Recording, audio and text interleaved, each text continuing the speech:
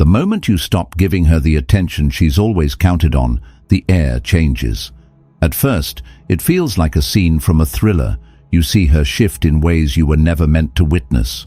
One day, you are her anchor. The next, she rewrites the script, tests your patience, and reaches for validation in places that cheapen what once felt sacred. And you wonder, was it ever love, or was it always control? But here's the paradox. What looks like rejection is actually the hidden doorway to power. This is the turning point where most men crumble, scrambling to prove, to chase, to win back approval. Yet the Stoic path shows a higher ground. Because your worth was never hers to grant, it was yours to command. If this message strikes you, don't just nod, act. Smash that like so this truth reaches other men walking the same fire. Subscribe to Stoic Station, the place built for strength, stillness, and unshakable presence. And in the comments, tell me, drop a 1 if you've felt her test, or a 2 if you've resisted it. Hold steady, because what comes next will test you harder than anything before. Let's dive in. 1.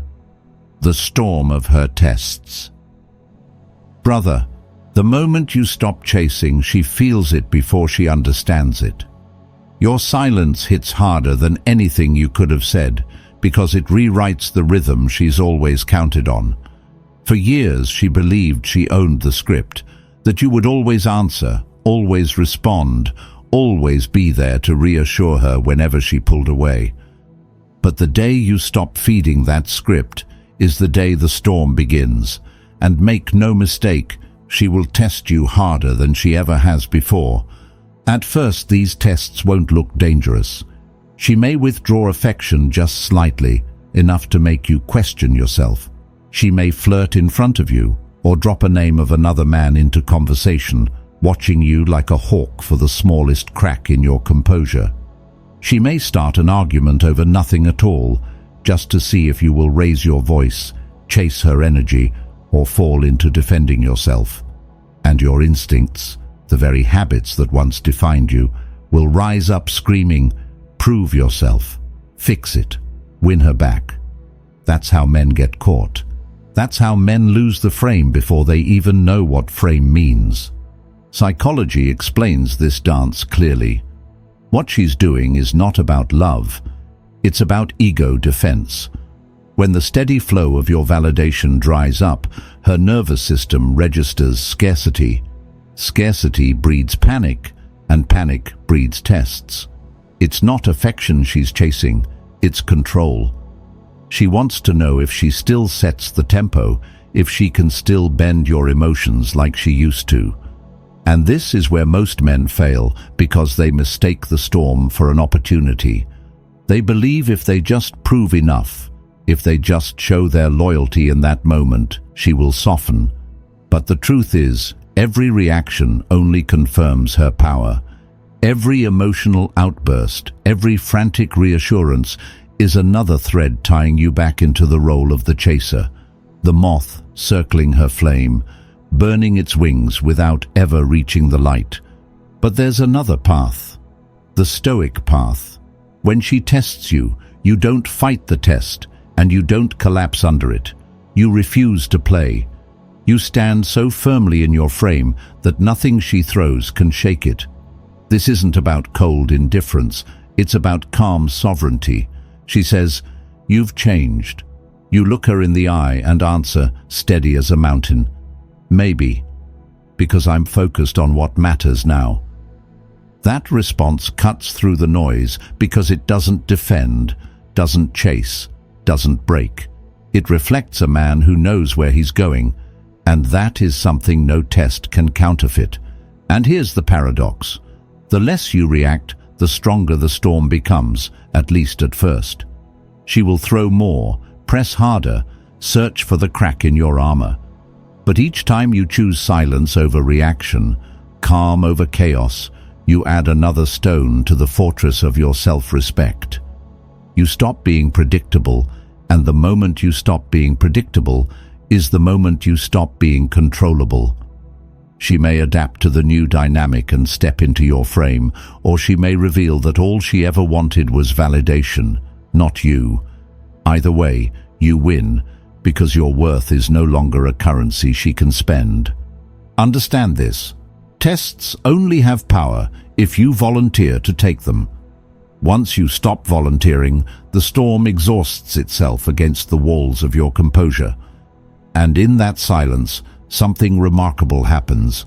Not only does she realize you don't care in the old way anymore, but you realize you don't need to.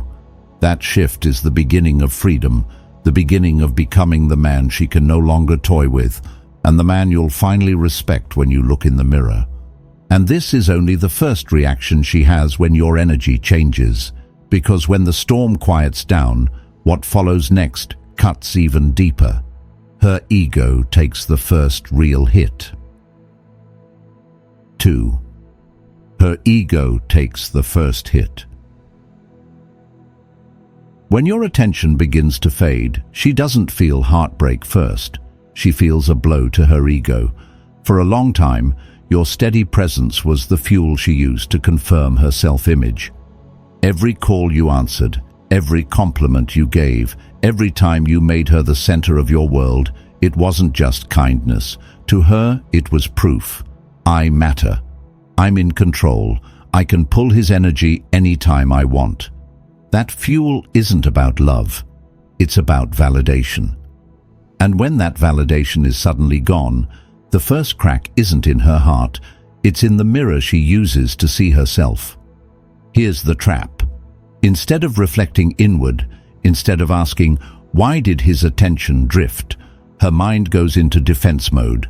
Psychology calls this ego defense. When the ego feels threatened, it doesn't seek truth, it seeks relief. Relief through restoring the old balance. That's why you'll see her working overtime to get that attention back. She starts posting carefully crafted photos online, the kind designed to pull comments and likes. She makes sure to dress provocatively when she knows you'll see her, not always for strangers, but specifically for you. She casually mentions that other men are noticing her, hoping to spark your competitive instinct. Every move is designed to trigger you into proving she's still the priority. And this is where most men collapse. They hear those subtle signals and rush to reassure. They think, if I just give her more attention, she'll feel secure again, and things will go back to normal. But the truth is brutal. When you chase to rescue her ego, you teach her that her sense of worth dictates your behavior. You make her ego the master of your emotions. And once you cross that line, brother, you've lost her respect. The Stoic path is different. You don't protect her ego at the expense of your own. You hold the line. You let her feel the discomfort of no longer being the unquestioned center of your world. Because it is not your job to shield someone from the consequences of taking you for granted. If she says, you've changed, you don't care like before, your answer should be calm, firm and clear. I care about becoming the man I said I'd be. That's not coldness, it's clarity. It communicates that your identity doesn't orbit her moods, but your mission. And here's the paradox. The more she senses that your validation is no longer free, the deeper her respect begins to grow, even if she never admits it out loud. Because beneath the surface, she knows every other man rushes to feed her ego, but you don't.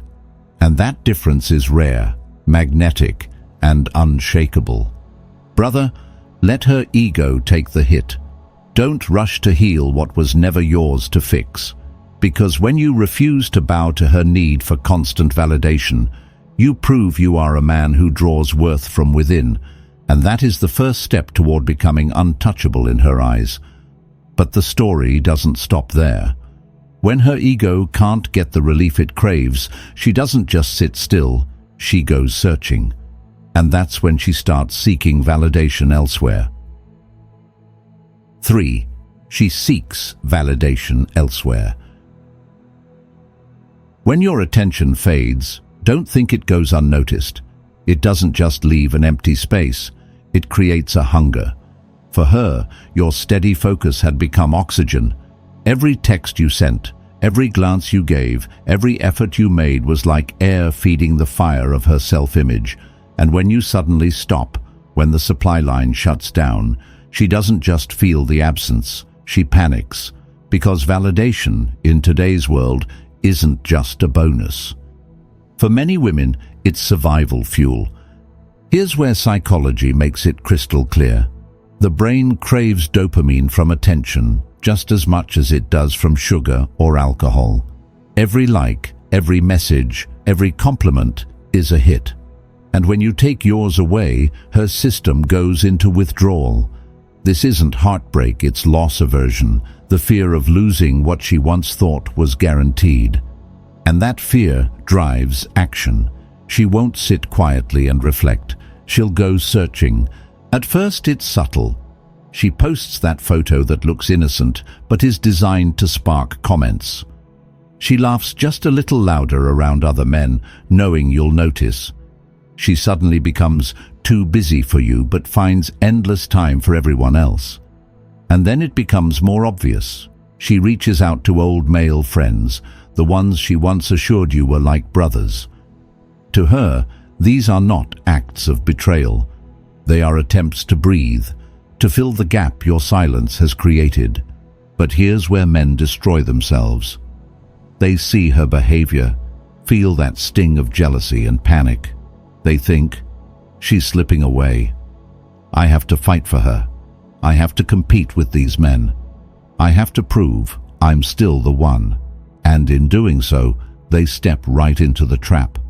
Because the moment you compete, you place yourself in the same category as every other man fighting for her attention. You give up your position as the prize and become another bidder in the marketplace. The Stoic man doesn't play that game. He understands that her search for validation elsewhere is not a sign of strength. It's proof of weakness. It reveals that your attention carried weight. It meant something. And instead of chasing to reassure her, he starves the cycle even further. He invests that energy into himself, his body, his craft, his mission. He understands that curiosity grows in silence, but respect grows in discipline. So when she says, "Other men notice me now," the reactive man panics. The Stoic man smiles and says, "That's good. You deserve to be noticed. I'm focused on bigger things." That calm response does two things. It kills her attempt to trigger your jealousy, and it reinforces that you don't measure your worth against competition. You've already won by refusing to step onto the battlefield. And here's the paradox. Sometimes her search elsewhere only makes her realize how different you truly are. Other men may flood her with attention, but it doesn't taste the same. It doesn't carry the same weight as yours because you didn't give it away. You invested it. And that difference unsettles her. She may drift further, or she may circle back, drawn not by your pursuit, but by your composure. Either way, brother, you win. Because you've proven to yourself that your self-worth isn't chained to anyone's approval. Remember this truth. A relationship built on constant ego feeding is not love. It's a transaction. And the moment you stop paying, the deal falls apart. That's why the Stoic man never competes for validation. He commands respect by refusing to trade his peace for anyone's attention. Let her seek validation elsewhere. Let her chase shadows, because while she's searching for oxygen in shallow places, you'll be building lungs that can breathe in any storm. And that's when something remarkable happens. Her irritation turns to respect, which leads us to the next stage. When the storm calms, her respect for you quietly begins to rise. 4.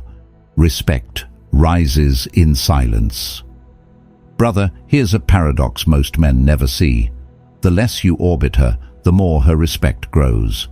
At first, when you pull back your attention, she might act irritated, colder, even accuse you of being distant.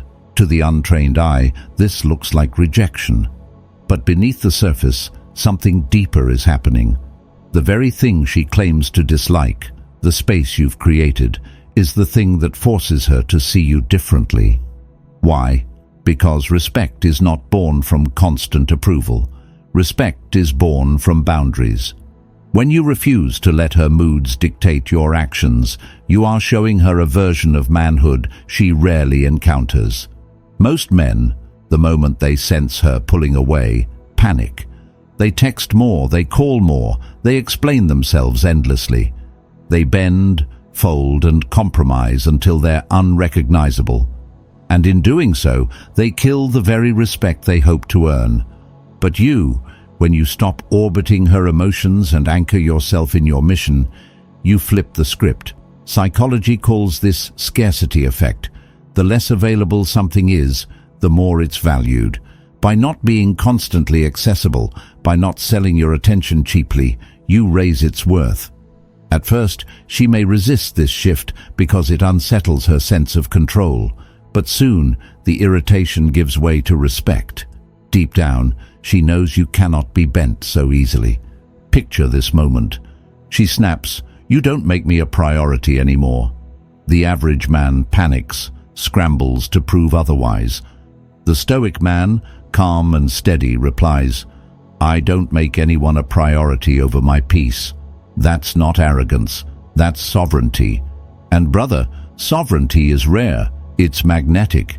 It communicates without needing to shout that your worth isn't rented from her approval, it's owned by you. This is the essence of Stoicism. To remain unmoved by tides of approval or rejection. To live anchored to principles, not swayed by storms. When Marcus Aurelius wrote that the soul becomes dyed with the color of its thoughts, he was reminding us that discipline, focus, and clarity are what paint your life, not the shifting emotions of others. When you embody that truth, you stop being just another man in her orbit. You become the center of your own gravity. And whether she admits it or not, she feels it. Here's the paradox that bites hardest. Women may enjoy constant attention, but they cannot respect a man without a backbone. Respect doesn't come from the man who gives everything away. It comes from the man who knows how to keep himself. Every moment you choose mission over mood, discipline over drama, you teach her that if she wants your time, she must bring value to the table. And that's when her respect begins to grow, not from words, but from instinct. Brother, understand this. Respect is the soil in which true attraction grows. Without it, everything withers. With it, even storms can be weathered. So don't be fooled by her irritation, her accusations, her tests. Look past the noise and see the shift. Because beneath it all, her respect is rising, quietly but steadily. And that respect is far more powerful than fleeting attraction.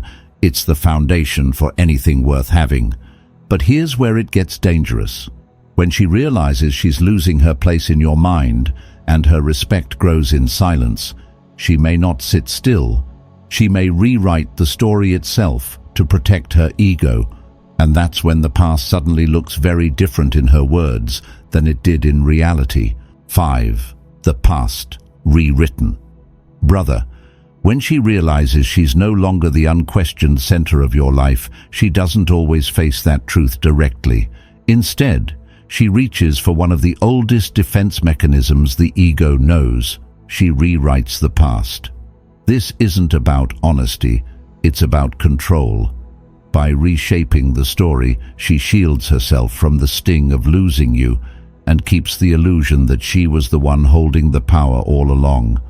You'll start to hear it through friends, through whispers, sometimes even from her own mouth. Suddenly, the relationship she once cherished becomes something she wasn't that into. She'll claim she saw the signs early, or that she knew it wouldn't last. These aren't facts. They're narratives crafted to protect her image. And if you aren't grounded, hearing those distortions can sting. Your pride wants to fire back, to correct the record, to prove that her version of history is false. But here's the trap. The moment you defend yourself, you step into her frame. You validate her importance by showing you still care what she says. You reveal that you're still emotionally tied to her perception. That's how men waste energy, arguing against stories that were never about truth in the first place. They were about ego. The Stoic man knows better. He doesn't chase the shadows of someone else's narrative. He understands that truth doesn't need defending, it needs living. When she says, "We were never really that serious," you don't argue, you don't explain, you don't campaign for witnesses. You shrug and calmly answer, "Believe what you need. I'm moving forward." That answer disarms her because it denies her the drama she was hoping to spark. It shows that your life, your mission, your progress are louder than any words she can invent. And here's the beauty of it. People always notice patterns. Over time, when her words paint one picture, but your life demonstrates another, the contrast becomes undeniable. Her revisionist story collapses under the weight of your reality, and nothing crushes ego like silent proof. Brother, you must realize, her rewriting of the past isn't about you, it's about her. It's her attempt to cushion the fall of no longer being chosen. Don't take it personally. Use it as a reminder that your focus belongs on building, not defending. Because the man who spends his days correcting lies is still chained to the liar. But the man who lives in such a way that no lie can stick, that man is free. And when rewriting the story doesn't restore her power, she often turns to something even sharper. She plays the victim. And that move is designed not just to rewrite the past, but to put you on trial in the present. 6. The Mask of Victimhood. Brother, when she realizes her old tactics aren't working, when the tests fall flat, when the ego games don't bend you, when rewriting the past doesn't shake your foundation, she often reaches for the most manipulative card of all, victimhood. Playing the victim isn't about truth, it's about leverage. It's about flipping the script so she regains the moral high ground without ever facing her own choices. Here's how it looks. Suddenly, conversations with mutual friends are peppered with hints of how you've changed. She suggests you've wronged her, or that she gave everything while you gave nothing. She might even tell people you hurt her more than anyone else. The aim isn't accuracy, it's sympathy. If she can convince others that she's the innocent one, she wins support. If she can convince you that you're the villain, she regains control. And if you're not careful, you'll fall straight into the trap. Because the natural instinct of a good man is to defend himself.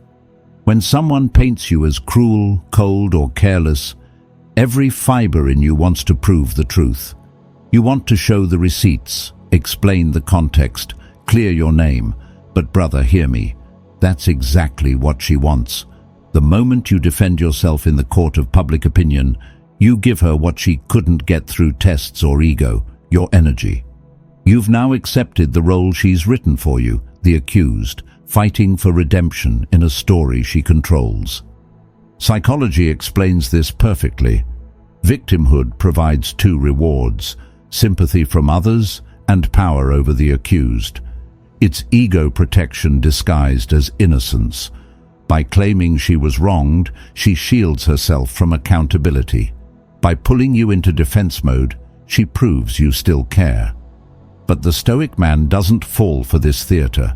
He knows that reputation is built not by arguments, but by patterns. Words fade, but results remain. So what do you do when she says, "You hurt me more than anyone"? You resist the urge to plead or argue. Instead, you breathe, you ground yourself, and you reply with calm authority, "I won't argue with your story. I'll just live mine with integrity." That single line dismantles the power of her victimhood because it denies her the drama. You refuse the stage, you refuse the role, and suddenly the spotlight falls only on her words. And over time, people notice when words don't match reality. This is Stoicism in action. You cannot stop people from talking. You cannot control every story that's told. But you can control your discipline, your actions, your character. And when those things shine consistently, louder than gossip, the truth becomes self-evident. Marcus Aurelius said, "Waste no more time arguing what a good man should be. Be one." And that, brother, is your shield. Not defense, not debate, just demonstration. Here's the irony. Victimhood only works as long as it has an audience. When you no longer fuel the narrative with your protests, it loses oxygen. The sympathy fades, the drama collapses, and all that's left is her standing alone with a story that no longer moves anyone. Meanwhile, you've kept your dignity intact, your peace untouched, your mission alive. Brother, let her play the victim. Let her paint her story. Because the man who doesn't bend to lies ends up standing tallest in truth. And when the victim card loses its power, she's forced to reach for something even more tempting, pulling you back in with warmth, nostalgia, and the illusion of closeness. That, brother, is the next trap, and it's one you must be ready for. 7. The trap of warmth. Brother, when every other tactic has failed, when the tests didn't bend you, when the ego plays didn't work, when the victim card fell flat, she often reaches for her most dangerous weapon. She flips the switch back to warmth. Suddenly, the same woman who tested your patience, accused you, or painted herself as the victim, begins showing you the charm that once pulled you in. She brings back nostalgia, sweet words, familiar affection, and your heart, tired of the battles, wants to believe this means she finally understands, that she finally gets it. But this is where you must slow down and see clearly, because the trap of warmth is not always about love. Often, it's about control. Think of it this way. When she feels her grip slipping, she knows that harshness alone won't bring you back, so she reaches for softness. She drops little reminders of the past, suggests just one coffee, or suddenly becomes more affectionate. And for a man who has fought to detach, this feels like rain in the desert. You remember the good times, the laughter, the moments that made you fall in love in the first place. And deep inside, a voice whispers, "She's changed. She finally sees my value." That is the danger, because the truth is, nothing in her behavior has changed except the mask. This warmth is often a test in disguise. It's her way of checking whether she can still reel you in at will. And if you drop your boundaries here, you send a message louder than words. Yes, you can reset me anytime you want. Yes, you still own my emotions. The moment you cross that line, the cycle begins again. Same games, different day. And the respect you've gained by holding the frame evaporates overnight. This is why Stoic wisdom is vital. You must anchor in vision, not emotion. Your life must be built on a mission that no wave of warmth or storm of conflict can pull you away from. Because emotions are temporary, but vision is steady. She might say softly, "I miss how it used to be," and your old self would melt. But the man who has grown replies calmly, "If the future doesn't look different, the past isn't enough." That one sentence separates you from every man who collapses under nostalgia. It forces her to face the reality that charm without change is manipulation. Understand this. Nostalgia is powerful because it paints over the pain. It makes you remember only the good while forgetting the reasons you walked away. But you cannot build a future by recycling the past. If she wants back in your life, it cannot be because of warmth in the moment. It has to be because of sustained change in her actions. And if that change never comes, then the right move is to keep walking. Brother, every time you choose vision over emotion, you strengthen the muscle of self-respect. Every time you refuse to fall for the comfort of familiar affection, you prove that your growth is not for sale. And here's the irony. When she realizes she cannot buy her way back into your life with charm, her respect for you solidifies. Because deep down, even she knows that a man who refuses to betray himself is the kind of man who cannot be replaced. But the journey doesn't end here. Because even if she moves on, even if she finds someone new, one truth remains. Her eyes will still search for you silently from a distance. And that, brother, is where her final reaction begins. 8. Eyes that never leave. Brother, even when she walks away, don't be fooled into thinking she's gone completely. She may post pictures with someone new, project happiness, and tell the world she's thriving. But those eyes that once watched you so closely, never really leave. Curiosity is a stubborn thread, and it ties her back to you long after she's convinced herself the story is over. What you need to understand is this. The images she shares, the smiles she puts on display, they're not always about joy. Many times, they're about sending a message. They are a stage performance designed to prove she's moved on, while behind the curtain her curiosity still lingers. And you'll see it in small ways. A late-night profile view, a question passed through mutual friends, a subtle comment on something you've achieved, wrapped as if it's casual. These are not accidents. They are the quiet signals of someone who is still measuring, still checking, still wondering. But here's the trap. Many men take this as a green light. They see her eyes watching, and they think, she must still want me. Maybe I should reopen the door. That's when they make the mistake of confusing curiosity with commitment. Curiosity is not desire. It's not a promise, not a plan, not a step toward reconciliation. It's the ego's way of asking, could I still have him if I wanted? That's not love, it's reassurance. And if you take her watching as proof that she's changed, you put yourself back into the cycle you fought so hard to escape. This is where many men undo months of progress because they mistake being checked on for being chosen. You need to flip the frame. Her watching isn't your invitation, it's your confirmation. It confirms that your absence has weight, that your silence left a mark, that your growth hasn't gone unnoticed.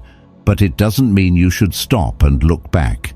In fact, this is the very moment to keep building, because every step forward you take, every achievement you add, every ounce of strength you build in silence becomes the reflection she cannot escape.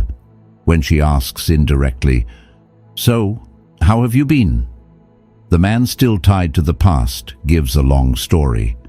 The Stoic man smiles and simply says, "Better than I've ever been." That answer is not arrogance, it's liberation. It closes the loop without bitterness, without begging, without anger. It tells her, and more importantly yourself, that you have become untouchable, that the chapter served its purpose, but the book is still being written, by you, not by her. And the truth is, that's the only closure you ever need. Not her apology, not her return, not her recognition, just the undeniable reality that you're thriving without her. And here's the final shift. When she sees you strong, silent, and centered, her respect quietly deepens, even if she never speaks it. Because no matter what she tells herself, or what story she sells to others, she cannot ignore the evidence. You rebuilt, you grew, you rose, and now her eyes, though they may never leave, can no longer control. This is where your power peaks, not in making her come back, not in proving her wrong, but in living in such a way that even those who once underestimated you can't look away. That is the essence of Stoic victory. You don't just move on, you rise so far above that even when they're watching, they know the story no longer belongs to them. And that truth, the sight of you unshaken, is the viral moment that burns into memory long after everything else fades. When you step back and look at the full journey, You see a pattern that was always there. The storm of her tests, the bruise to her ego, the scramble for validation, the silent rise of respect, the rewriting of the past, the mask of victimhood, the trap of warmth, and finally the eyes that never leave. All of it is proof of one thing: your energy matters, your presence carried weight. But the deeper truth is that none of these reactions are about love in its purest form. They are about control, validation, and the ego's desperate need to remain in charge. The lesson is not about her, it's about you. Every stage of her reaction is an invitation for you to either collapse back into the role of the chaser or rise into the man who no longer negotiates his self-worth. And that's why Stoicism is more than philosophy here. It's your shield, your compass, your unshakable ground. It teaches you that the real victory isn't winning her back. It's never losing yourself again. Let her test, let her rewrite, let her watch. Because while she's caught in the cycles of ego, you're caught in the discipline of growth. And that's the separation line between boys who beg and men who lead. The moment you stop needing her validation is the moment you become unforgettable. And in that silence, in that sovereignty, you find the only closure you ever needed. You chose yourself, and nothing is stronger than that. If this message reached something deep inside you, don't let it pass. Move. Hit that like so it carries strength to other men walking through the same fire. Subscribe to Stoic Station, the place built for stillness, strength, and unshakable presence. And in the comments, write these words: I command my worth. The moment you declare it is the moment you stop asking to be chosen and begin choosing yourself. That is where your power begins, and that is the message that will carry you forward long after this video ends.